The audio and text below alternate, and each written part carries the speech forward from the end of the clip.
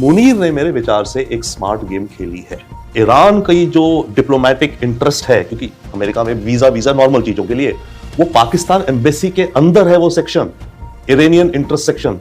तो पाकिस्तान के ईरान के साथ काफी अच्छे वर्किंग, आप कहेंगे डिप्लोमेटिक सेंस में रिलेशंस है। तो केवल बात ये नहीं है कि आप फ्लैटरी करके किसी को यहां बैठ के ताली बजा के कर दो, इन्होंने कॉन्क्रीट गोटियां खेली हैं। अभी पाकिस्तान यूएन सिक्योरिटी काउंसिल के हाई टेबल पे भी बैठा है, उसकी एक वॉइस है वहां पर, जहां से वो कश्मीर का मुद्दा या भी उसने रिसेंटली इंडस वाटर ट्रीटी का मुद्दा उठाया। तो आसिम मुनीर को हमको एज अ पर्सन समझना पड़ेगा। और उनकी जो ग्रोथ हुई वो इसलिए शुरू हुई क्योंकि वो बहुत ही इंडस्ट्रियस और बहुत ही हार्ड वर्किंग शुरू से थे। जब 18 साल के वो अफसर बन के आए तो वो नंबर 1 थे, सोर्ड ऑफ ऑनर उनको मिला।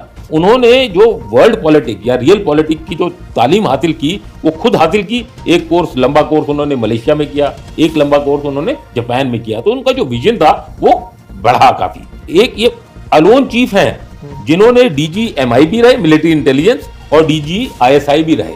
और एक ऐसा उनके पास वजूद उनका ऐसा हो गया, वो बिल्कुल इनविंसिबल से हो गए। और इन्होंने पूरा जो इंटरनल प्रॉब्लम्स थी बलूचिस्तान, आपने देखा होगा, इन्होंने स्टेटमेंट दी 1500 टेररिस्ट हैं, इनकी 10 पीढ़ियां भी हमारे पाकिस्तान को नहीं हिला सकती। ये वो पूरा सब शांत हो गया। अब सब जगह उनकी वाहवाही होने लगी। उन्होंने पाकिस्तान फर्स्ट की पॉलिसी इख्तियार की। अगर जवान जो आप देखोगे वो तो बिल्कुल हार्डी हैं, बिल्कुल पंजाब के ले लो, चाहे आप वो पठान ले लो, चाहे वो बलूची ले लो, बिल्कुल उनकी तो प्राइड, ट्राइबल लॉयल्टी, उनका जो जज्बा है। ट्रंप ने भी कहा था 2 दिन पहले, आई थिंक इसी रिपोर्ट की जिक्र पे या कुछ और बात थी कि पाकिस्तान को आप क्या फिर भी अभी कंसिडर करते हैं। हाँ बिल्कुल, पाकिस्तान ने जो सऊदी अरेबिया के साथ डिफेंस एग्रीमेंट करी, वायदा बहुत खतरनाक है मेरे विचार से, ओके, कि एक पे अटैक मेरे पे attack. And Pakistan is playing a critical role. Pakistan केवल दलाल नहीं है, दोनों साइड्स को ब्रिज भी कर रहा है, पर पाकिस्तान खुद भी प्लेयर है इस खेल में। सोवियत यूनियन 1980s में उनको निकालने के लिए तब भी ठीक है, मैं मदद करता हूं। चाइना को गोदार पोर्ट मिला है, जो चाइना पाकिस्तान कॉरिडोर है, और चाइना के लिए कॉरिडोर और ये पोर्ट बहुत इंपॉर्टेंट है। तुम अपने यहाँ पर ग्वादार डेवलप कर लो, न्यूक्लियर बम तुम्हारे पास है ही।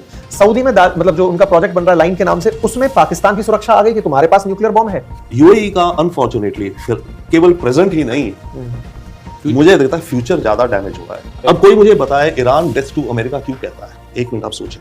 अब ये नहीं कहोगे अमेरिका मुर्दाबाद, तूने मेरे देश में डिक्टेटर बिठा रखा था। मेरे देश में अगर कोई मेरा डिक्टेटर हो जिसको कोई दूसरी पावर बिठा रखी हो मेरे खिलाफ, हमारे अवाम के खिलाफ, और हम रेवोल्यूशन करके तो सड़कों में नारे। आसिफ मुनीर पहचान गए कि व्यक्ति तारीफ पसंद व्यक्ति है, ये आत्ममुग्ध व्यक्ति है। अगर मैं और ज्यादा बोलूं कि इनको आप कहो कि आप नोबेल पीस के विजेता हैं तो आप हैं, वो बिलीव करने लगते हैं। क्योंकि आपने अपनी पुस्तक में पूरी ट्रंप के ऊपर, अगर मैं सही हूं तो लगभग पेजेस गिनूं 750 पेज की पुस्तक लिख दी है। क्या आपने इनके इस व्यक्तित्व को डिकोड किया कि अल्टीमेटली उन्हें इस तरह से तो कोई भी फूल बना सकता है? क्या ऐसी स्थिति नहीं है कि ट्रंप आप महान हो, एक बढ़िया सी आरती लिख करके जिंगल बजवा देते हैं? मतलब ट्रंप इतने बेवकूफ हैं कि उन्हें कोई भी इस तरह से चढ़ाएगा कि आप महान हो, वो चढ़ जाएंगे। शहबाज शरीफ खुश होकर के कहेंगे सर नहीं नहीं, आप नोबेल पीस के बिल्कुल कंटेंडर हैं, आपको मिलना चाहिए। और वो इस बात को यकीन में मान लेंगे कि तुम बहुत सही आदमी हो। क्या उन्हें यह नजर नहीं आता कि भारत जैसी अर्थव्यवस्था बगल में खड़ी है, वो किसका साथ देकर क्या हो रहे हैं, क्या पा रहे हैं? आज व्यापारियों को लेकर के चाइना पहुंचते हैं, खुद की अपनी बड़ी जीत दिखाते हैं। उन व्यापारियों को पाकिस्तान की नहीं, भारत की जरूरत है। वो भारत के कंपैरिजन में पाकिस्तान को विश्व पटल पर लेकर चलते हैं। कैसे देखते हैं आप इसको? Couple of things. वन, मैं ये कहूंगा, और एक होता है नो दाई एनिमी। मुनीर ने मेरे विचार से एक स्मार्ट गेम खेली है। ये केवल शब्द नहीं है कि फ्लैटरी करी। जब ट्रंप इलेक्ट हुआ और ऑफिस लिया 20 जनवरी को, उसी के 5 दिन के अंदर पाकिस्तान की ISI ने और इन्होंने जो काबुल ब्लास्ट में जो अमेरिकन मरीन्स मारे गए थे, उसका जो नंबर 1 अक्यूज था, उसको पकड़ के अमेरिका को भिजवा दिया। ट्रंप ने जब अपनी पहली स्पीच दी, आई थिंक 6 या 7 दिन बाद, उसमें उसने कहा आई थैंक पाकिस्तान कि इन्होंने उस टेररिस्ट को हमें हैंड ओवर कर दिया है। इन्होंने शुरुआत वहां से करी। सेकेंड, जो क्रिप्टो करेंसी की बात हो रही है, ट्रंप ने 6 महीने पहले इलेक्शन से क्रिप्टो में इसको इतना पोटेंशियल दिखता है, जिसमें ट्रंप है, इसका बेटा है, दोनों एरिक और डॉन, छोटा बेटा भी है, बैरन भी है, और स्टीव विटकॉफ जो इसका पार्टनर, रियल एस्टेट, बडी, गोल्फिंग और हर जगह तो है।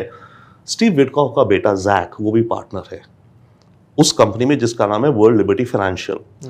पाकिस्तान ने उस कंपनी के आसपास घूम घमा करके अपने नेटवर्क निकाले। बेनांस एक और क्रिप्टो एक्सचेंज था, उसका एक फाउंडर था जो कि जिसकी भी अलग कहानी है।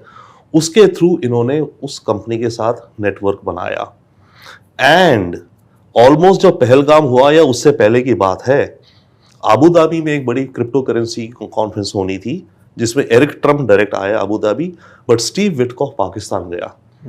पाकिस्तान ने एक एजेंसी बनाई, पाकिस्तान क्रिप्टो काउंसिल, और उसे इनवाइट किया गया कि आप हमें क्रिप्टो में एडवाइस कीजिए, how to create a crypto infrastructure in Pakistan. Steve Witkoff आया वहां पर। वो पहली बार हुआ कि उसको मुनीर से मीटिंग करवाई गई, शहबाज शरीफ से कराई गई, पूरा रेड कारपेट लेकर दिया गया। उसमें हुआ कि पाकिस्तान क्रिप्टो को, डिजिटल एसेट्स को अपनी अप्रूव करेगी रेगुलेटरी मैकेनिज्म से। उसमें उनको ज्यादा कुछ कमाई नहीं हुई, एक कंसल्टिंग सा कॉन्ट्रैक्ट हुआ, प्री पेमेंट करीब $20 मिलियन का, पर वो एक एंट्री बन गई। ये बात है, पहली खेप चली गई है ना। देन नेक्स्ट जो इन्होंने स्टेप किया, जब ये जून में गए जो व्हाइट हाउस में, तो वो एंट्री बन गई through the Witkoff family. Okay, और पहले इन्होंने उसको एहसान कर दिया कि हमने तेरे को पकड़ के एक अर्ली विन दे दी तेरे को, जो टेररिस्ट था अलकायदा या जिसका भी तालिबान का। अब जब ये जून में गए, वहां इन्होंने कॉन्क्रीट ऑफर दी कि गाजा में आपको स्टेबलाइजेशन फोर्स चाहिए, मुस्लिम नेशन, मैं देता हूं, मेरी बैटल हार्डर आर्मी है। ट्रम्प ने बोला वाह, ये तो मुझे चाहिए दे रहा है। ये इन्होंने स्टेप बाय स्टेप कल्टीवेट कर, उसके बाद ये रेयर अर्थ मटेरियल्स ऑफर कर दिए, इत्यादि कर दिया। अब जहां तक बात है ईरान के साथ बिचौलिया, हमें याद रखना चाहिए 1981 जो तेहरान में एम्बेसी अमेरिकन को बंधक बनाए गए थे, तब से ईरान और अमेरिका के डिप्लोमेटिक रिलेशंस नहीं है। पिछले 45 सालों से ईरान की जो डिप्लोमेटिक इंटरेस्ट है, क्योंकि अमेरिका में वीजा नॉर्मल चीजों के लिए, वो पाकिस्तान एम्बेसी के अंदर है वो सेक्शन, इरानियन इंटरेस्ट सेक्शन। उसका जो चीफ है वो ईरानियन होता है, बट उसको पाकिस्तान की एम्बेसी की जो अगर गाड़ी है तो उस एम्बेसी की गाड़ी का नंबर है। तो पाकिस्तान की एम्बेसी के अंदर इरानियन इंटरेस्ट सेक्शन है पिछले 45 साल से। ये मैसेजेस कन्वे करते हैं, बट वो रूटीन डिप्लोमेटिक टाइप। तो पाकिस्तान के ईरान के साथ काफी अच्छे वर्किंग, आप कहेंगे डिप्लोमेटिक सेंस में रिलेशंस है। अमेरिका की एम्बेसी भी नहीं है तेहरान में। अमेरिका के इंटरेस्ट जो स्विट्जरलैंड की एम्बेसी है तेहरान में, वो हैंडल करती है। तो पाकिस्तान लंबे समय से ईरान का वो एक चैनल है कम्युनिकेशन का। But back to Munir and all, और उसके बाद फिर ये हुआ जो ऑपरेशन सिंदूर वापस आई, उसमें नोबेल प्राइज क्या दिया।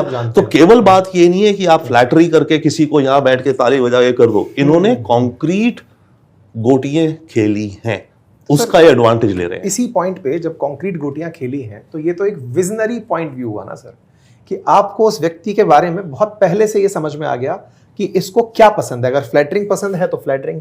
हम कहां फेल हो गए सर? पाकिस्तान का जो डिप्लोमेटिक रीच था, पाकिस्तान का जो वेस्टर्न मीडिया के साथ जो इंटरफेस था, वो बहुत अच्छा था बनस्पत इंडिया के। तो एक तरह से मुनीर ने उसको कैपिटलाइज किया है।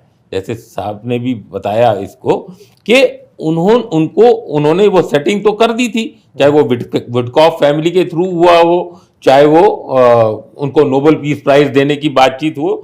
बट क्योंकि अभी पाकिस्तान यूएन सिक्योरिटी काउंसिल के हाई टेबल पे भी बैठा है, उसकी एक वॉइस है वहां पर, जहां से वो कश्मीर का मुद्दा या अभी उसने रिसेंटली इंडस वाटर ट्रीटी का मुद्दा उठाया, इन सब, और इंटरनेशनल स्टेबलाइजिंग फोर्स जो गाजा में हुई, उसका फायदा उठाते हुए आसिफ मुनीर ने इसको कैपिटलाइज किया। अब आसिफ मुनीर को हमको एज अ पर्सन समझना पड़ेगा। अगर आप ये देखें तो आसिफ मुनीर का अगर आप बचपन देखें, वो रावलपिंडी में हुआ, मदरसा में एजुकेशन हुई, नॉन मिलिट्री बैकग्राउंड था, कोई ऐसा नहीं था कि फौज में जाना है। उनके जो वालदेन थे वो तो एक स्कूल टीचर थे, बाद में प्रिंसिपल बन गए।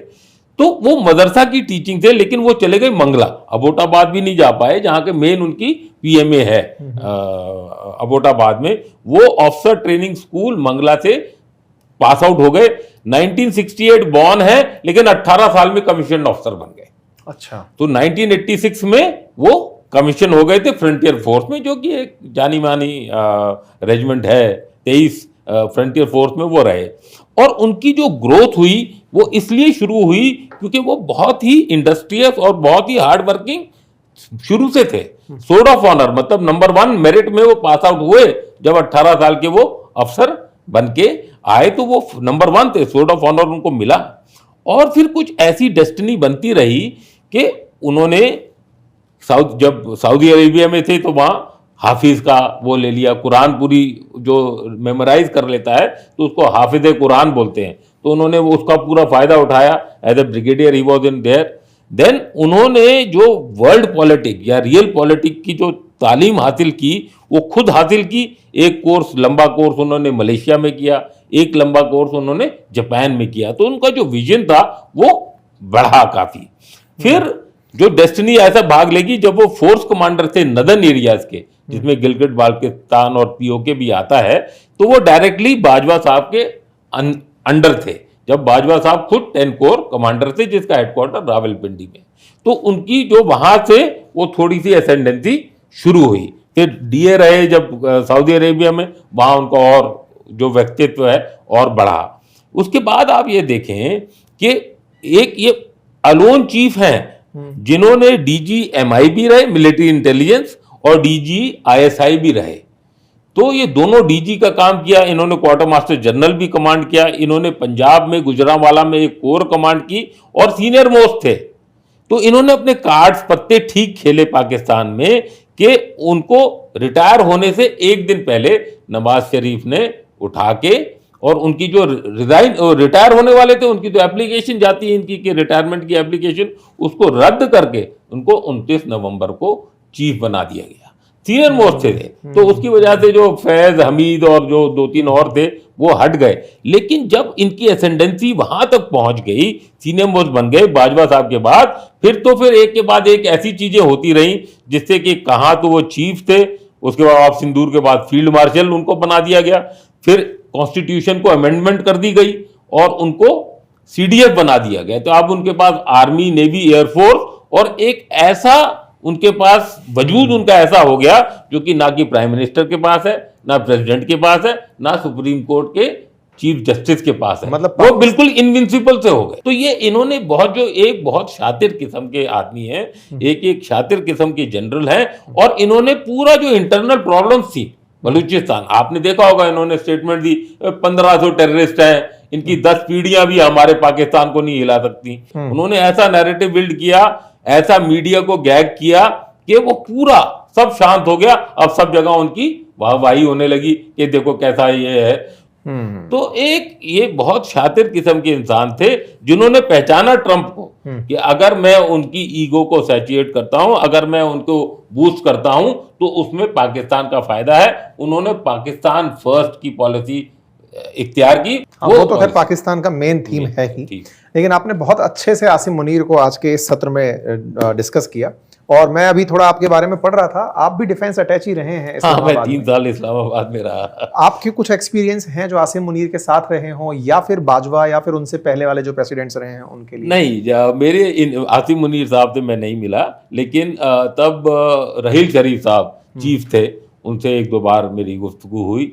और जनरल बाजवा जो थे वो तब कोर कमांडर थे, फिर उसके बाद वो जीएचक्यू में आ गए थे, और उसके बाद चीफ भी जब बने तब तक मैं वहीं था, तो उनसे ज़्यादा रास्ता हुआ। अगर जवान जो आप देखोगे वो तो बिल्कुल हार्डी हैं, बिल्कुल पंजाब के ले लो, चाहे आप वो पठान ले लो, चाहे वो बलूची ले लो, बिल्कुल उनकी तो प्राइड, ट्राइबल लॉयल्टी, उनका जो जज्बा है वो इंडियन आर्मी के जज्बे से कम नहीं है, हमारे जवानों से। क्या पाकिस्तान अभी भी वो ट्रस्टी मतलब वो पार्टनर रहेगा अमेरिका के लिए जो ईरान के साथ मीडिएशन करा पाएगा, या फिर चाइना को टेबल पर लाया जाएगा? क्या लगता है आपके अनुभव से? पाकिस्तान रहेगा। ओके। एंड ये खबरें जो आ रही हैं कि भाई पाकिस्तान में ईरान की एयरफोर्स के कुछ प्लेन्स खड़े हुए थे, तो ये पाकिस्तान दगा दे रहा है, कैसे हो रहा है। इससे पहले कुछ और खबरें थी करीब हफ्ता 10 दिन पहले कि करीब 3000 टन कार्गो कराची पोर्ट पर था, जिससे वो ट्रक्स को ले जाकर के ईरान में दिया गया। तो यहाँ तो इकोनॉमिक एम्बार्गो लगा रखा है अमेरिका ने, और पाकिस्तान तो सामान भेज रहा है। पर बात ये देखिए, ये गेम्स हैं। पाकिस्तान को ईरान के साथ अपनी गुडविल और भी बढ़ानी है, उसको कुछ और दिखाना है। तो जो ट्रक के जो कार्गो गए, अमेरिकन को क्या पता नहीं होगा? बिल्कुल पता था। पर वो इसलिए करा जा रहा है कि ताकि ईरान से फिर कुछ और खींचा जाए। ये भी जो प्लेन्स खड़े हैं यहां पर, अगर अमेरिका को पता नहीं होगा, अमेरिकन इंटेलिजेंस को, और उनकी एग्रीमेंट के बिना नहीं हुआ होगा? बिल्कुल हुआ होगा उनकी एग्रीमेंट। ये खेल है ताकि ईरान को दिखाया जाए, पाकिस्तान दिखाए देखो मैं तुम्हारी भी कुछ मदद करता हूं। तो भाई जब इतनी नेगोशिएशन जो चल रही हैं, इतनी कॉम्प्लिकेटेड जो चीजें चल रही हैं, उनमें इस तरह के खेल तो होते ही हैं पीछे। तो I don't think Pakistan, in fact Trump ने भी कहा था 2 दिन पहले, आई थिंक इसी रिपोर्ट की जिक्र पे या कुछ और बात थी कि पाकिस्तान को आप क्या फिर भी अभी कंसिडर करते हैं? हाँ बिल्कुल। चाइना का जो